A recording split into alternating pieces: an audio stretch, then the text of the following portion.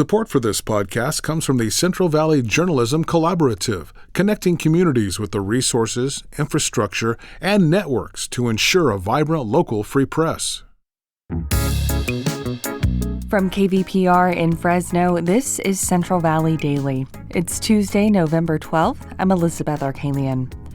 With Donald Trump set to return to the Oval Office on January 20th, what will this mean for California? This upcoming term is basically a sequel to a movie that we've seen before.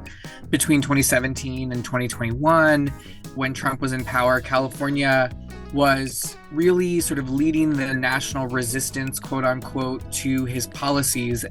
Coming up, we'll hear more about how the state plans to counter Trump's new administration. But first, today's headlines. A severe dust storm yesterday caused widespread power outages in the valley and is to blame for at least one major road accident. The California Highway Patrol shut down the westbound Highway 99 connector ramp for Highway 152 toward Los Banos. They were responding to a multi-vehicle crash. Meanwhile, thousands of customers lost power for some time across the valley. The dust storm hit just as a band of rain moved eastward across the valley. Governor Gavin Newsom was ordered to pay a fine for failing to report charitable donations companies made on his behalf. The LA Times reports that the fine is $13,000. The fine came after a settlement with the Fair Political Practices Commission, a watchdog group. State law requires officials to post any donations within 30 days of being made. However, Newsom's campaign argues that the reports were late because it relied on a third party to track the payments. California's top air regulator voted last week to revise a policy to cut transportation emissions, despite concerns that it could raise gas prices and prolong fossil fuel dependence. Anthony Victoria from our California newsroom partner, KVCR, gives us a closer look into the proposed plans. The California Air Resources Board, or CARB, has proposed updates to its fuel standards, aiming for a 30% reduction in vehicle emissions by 2030 and a 90% reduction by 2045. CARB officials say they'll reach these targets by accelerating deployment of electric and hydrogen fuel while incentivizing biofuel producers. Republican Assemblyman Tom Lackey told the Air Board the revised standards will hurt Californians at the gas pump. If you approve this measure, California drivers will pay over $2 more a gallon than other drivers throughout the country. CARB officials said there's no data showing that the state's fuel standards will raise gas prices. Meanwhile, environmentalists say CARB's decision misses an opportunity to direct state funding towards electrification. Faraz Rizvi with the Asian Pacific Environmental Network says CARB's decision will impact communities near dairy digesters and oil refineries across the state. What staff proposal does is it really creates subsidies and public dollars for big ag, big oil that ultimately are going to come at the cost of our communities. CARB says it will review the fuel standards annually and could adjust them if they significantly raise costs for consumers. That was Anthony Victoria from our newsroom partner, KVCR. A former Fresno State student who's now an administrator at the University of Oregon is getting criticism over comments made online. They were related to the outcome of the presidential election. News reports say Leonard Serrato allegedly posted a video encouraging self-harm against those who voted for Donald Trump.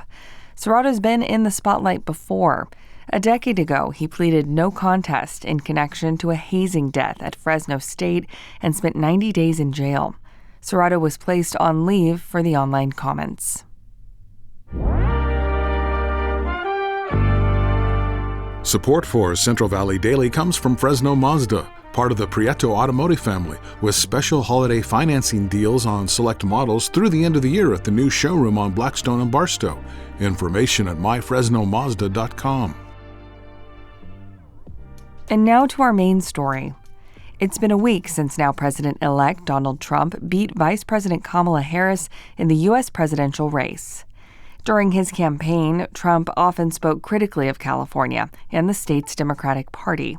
He even threatened to withhold federal disaster aid if Governor Newsom did not concede to specific requests.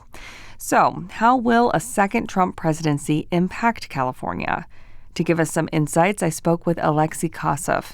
He covers the state capitol for CalMatters. Koseff shared how things could look starting in January. This upcoming term is basically a sequel to a movie that we've seen before.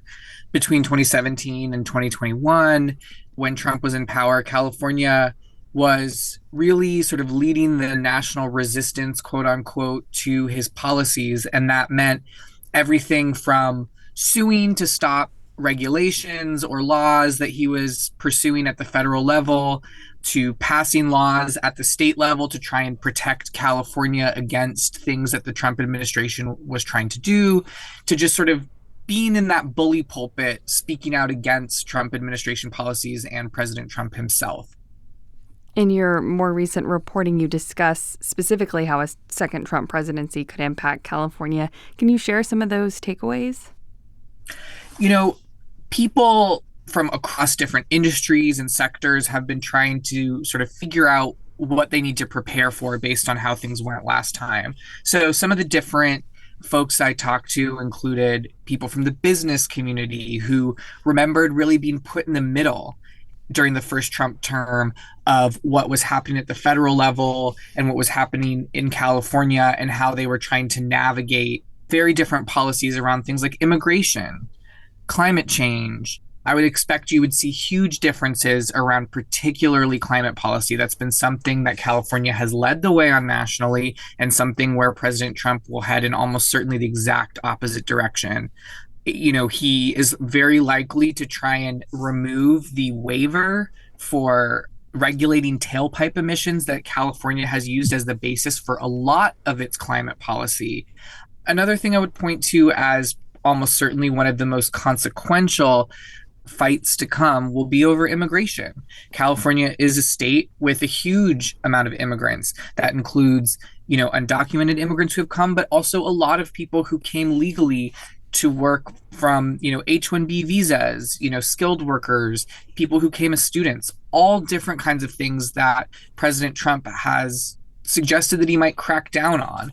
So, we're likely to see the state push back to protect the people who are here, but also protect the pathways that brought, this state of immigrants together. Governor Gavin Newsom recently announced he's going to convene a special session in December in advance of a second Trump presidency to help, quote, Trump-proof California. What's that session going to look like? And could there be any legislation that stems from that? So what we know right now is that this is intended as a more narrow special session that will just be appropriating money in order to staff up and prepare the California Department of Justice to hit the ground running with lawsuits against the Trump administration next year. We don't know exactly what those lawsuits might be, but I've spoken with Attorney General Rob Bonta in recent weeks, and he's talked about how his office has already been for months preparing arguments, writing briefs for all kinds of things that they expect the Trump administration to do in the next couple of years, so that as soon as those regulations come down or those laws pass, they can file lawsuits to try and stop these things they disagree with. So this is probably going to be a very quick special session to appropriate perhaps tens of millions of dollars in order to assist that work. Okay, and last time Trump was in office, California sued the administration more than 100 times. So do we know largely what those lawsuits were about? Is that any indicator of what could be forthcoming? I think it is. As you mentioned, more than 100 lawsuits. So a lot of different things were on the table, but I would say the biggest chunk of those had to do with environmental regulations. Climate change and other environmental policies are a huge priority to California, obviously, and were also something that President Trump really focused on rolling back. There's something that a lot of his allies in the business community think are getting in the way of their ability to do their business.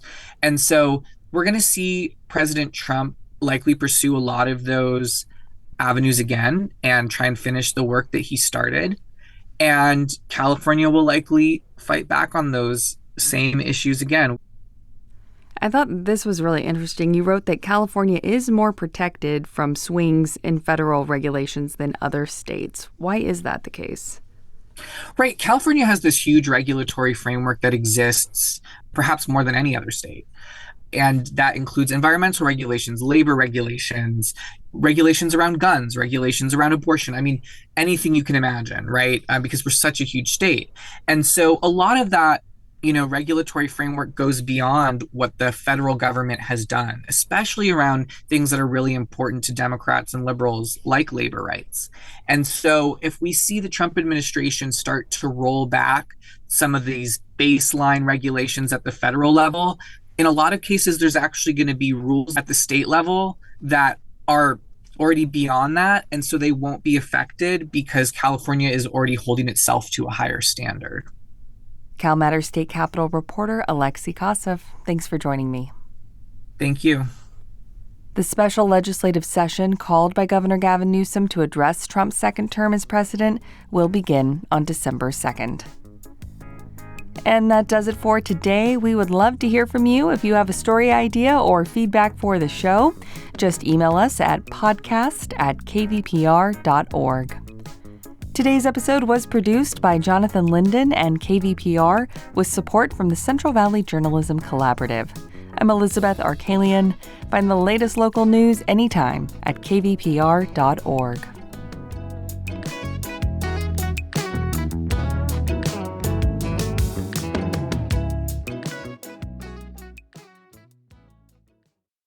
No matter what happens in Washington, the NPR Politics Podcast is here for you.